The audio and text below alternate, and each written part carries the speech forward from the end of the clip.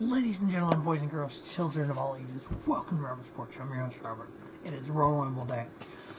I wasn't going to do this, but I decided to go ahead and do a preview / predictions of the Royal Rumble premium live event tonight on Peacock. So the women's Royal Rumble match in previous years, number 28 spot is won twice, 2019, 2022.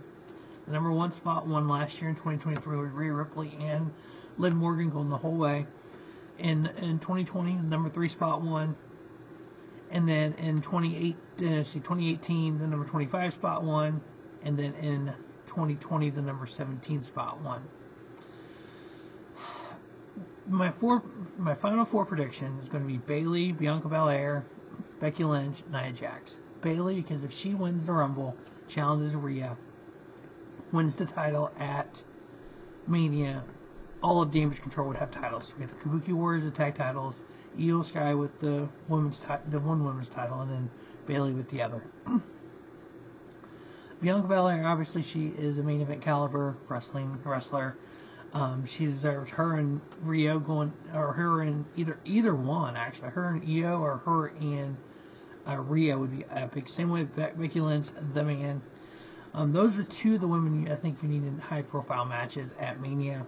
Nia Jax, I could see, because people don't like her, and I could see them trying to push her. Her and Rhea would actually not be bad. We saw what her and Becky did on Monday Night Raw. We know when Rhea Ripley's in the match with a talented woman, she can go out there and have 3.5, 4-star matches. And so Becky carried that match. We all know that, and that's fine. But you know what? John Cena was like that at one point too. He was able to wrestle up to the level of his opponent, just like Nia, but couldn't carry the match. Like Nia really can't carry a match, make it look good, but she can wrestle with the Becky Lynch's, Bianca Belairs, and the Rhea Ripley's of the world. Surprises. We know the big one. Mercedes Moné, Sasha Banks, whatever you want to call her. I know there's talk of Naomi. Her contract with TNA is up, so she was going back to WWE. Here's the way I look at those 2. They left. They didn't get released. They didn't get fired. They just left.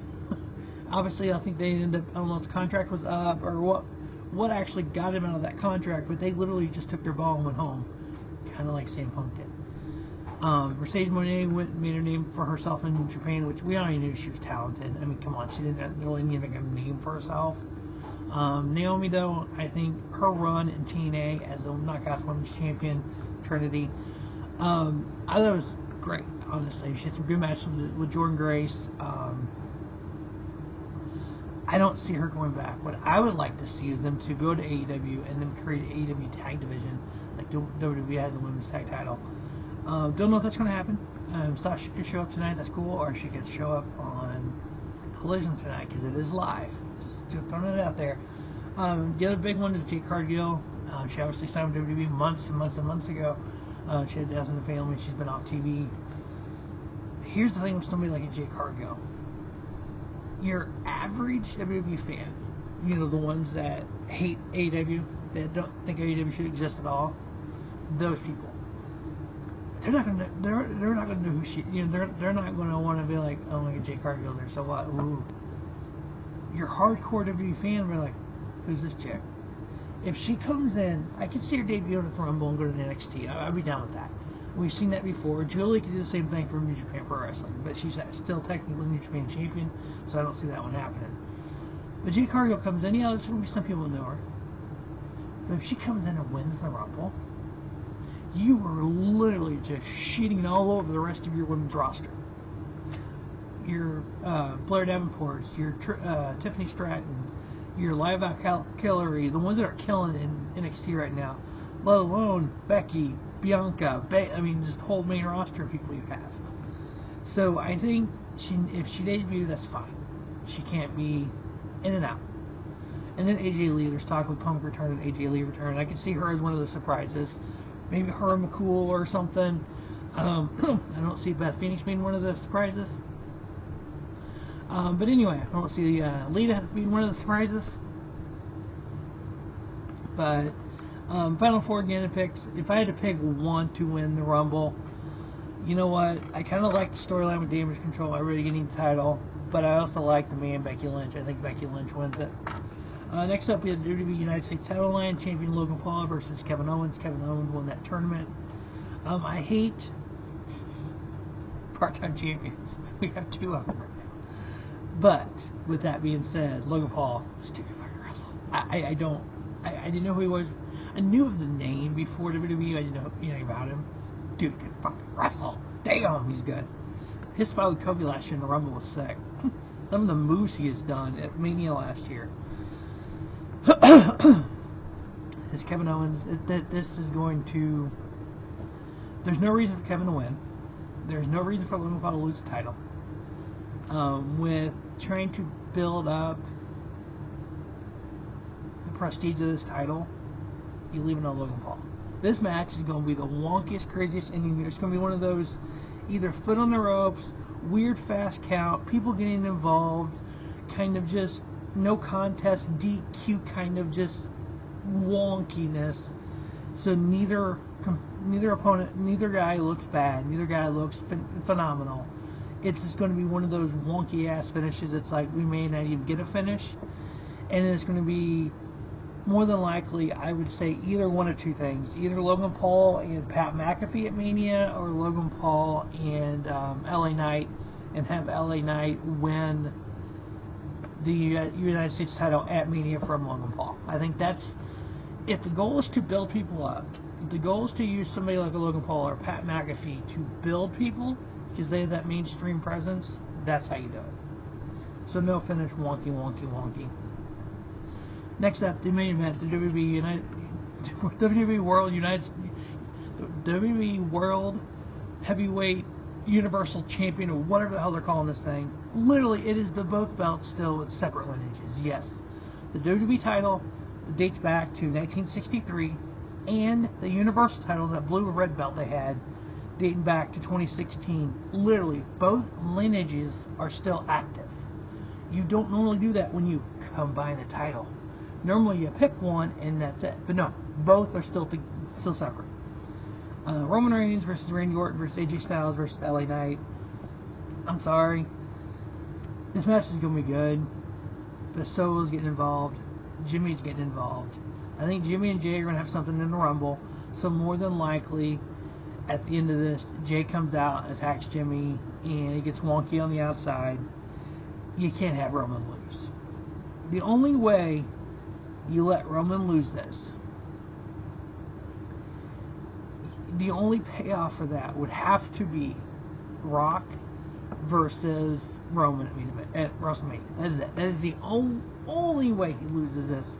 Because I think if that's not a title, it makes it bigger than if it's a title. Because if it's a title, you know Roman's winning. Here's why you know Roman's winning. All-time, the 4 longest all-time reigns in WWE history. 2,803 days, Bruno Sammartino. May of 63 through January of 71. You're not coming close to that one. That's twice as long as more than twice as long as he's currently had the title. He's held the title 1,240 days. Number 2, Bob Backlund, February 78 through December of 83, 2,135 days.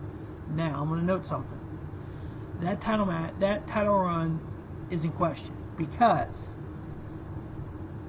in 81, I think it was 81, Bob Backlund went to New Japan, wrestled Antonio Inoki. Antonio Inoki beat him, but it wasn't recognized. Now, when Antonio Inoki died, Corey Graves mentioned on Raw that or SmackDown, he goes, Antonio Inoki, the first ever Japanese wrestler to hold the WWE Championship.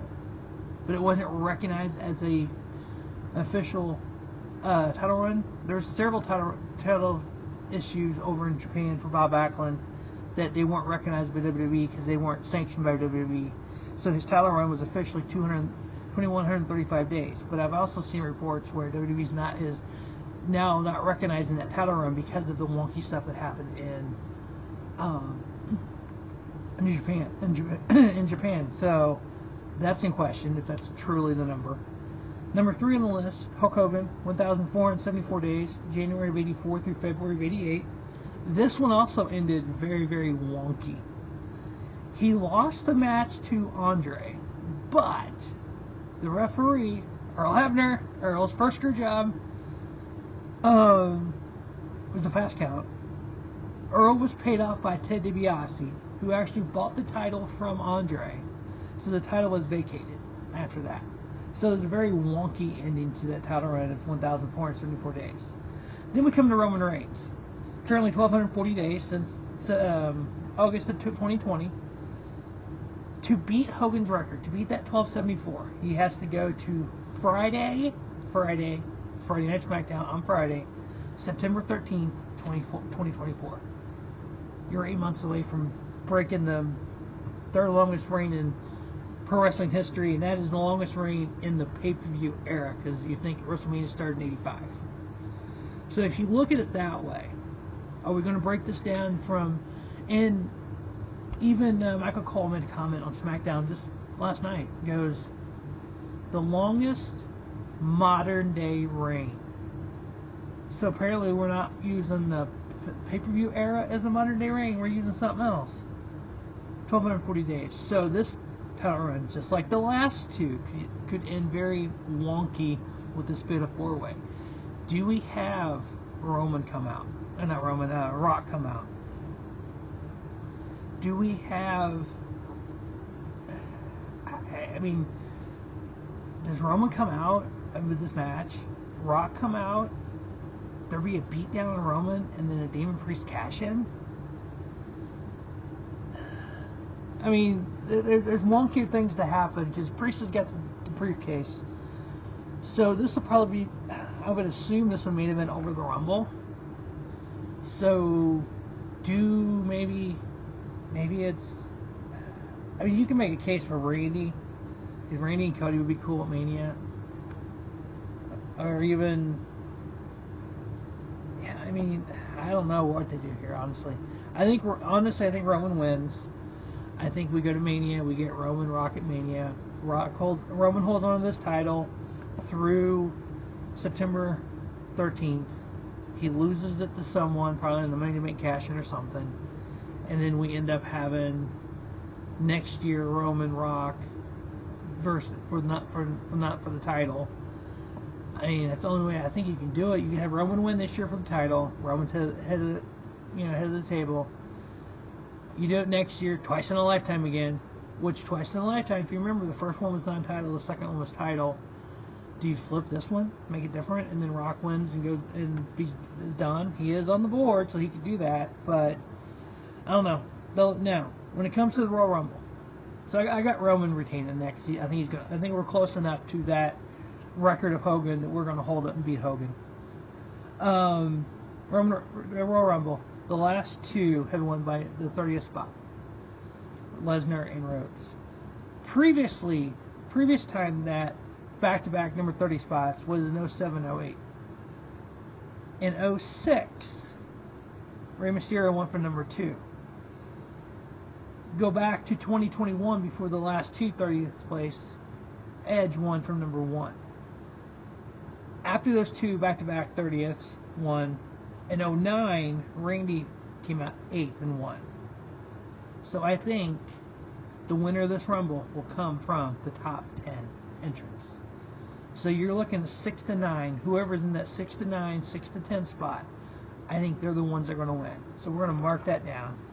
I'm saying 6th to 10th coming out will win the Rumble. One of those participants will win. Now my final four that I'm also predicting is going to be Gunther, because I think Gunther Rollins, that match ain't got to last but 30 seconds. I don't care. It could be Sheamus and Daniel Bryan all over again.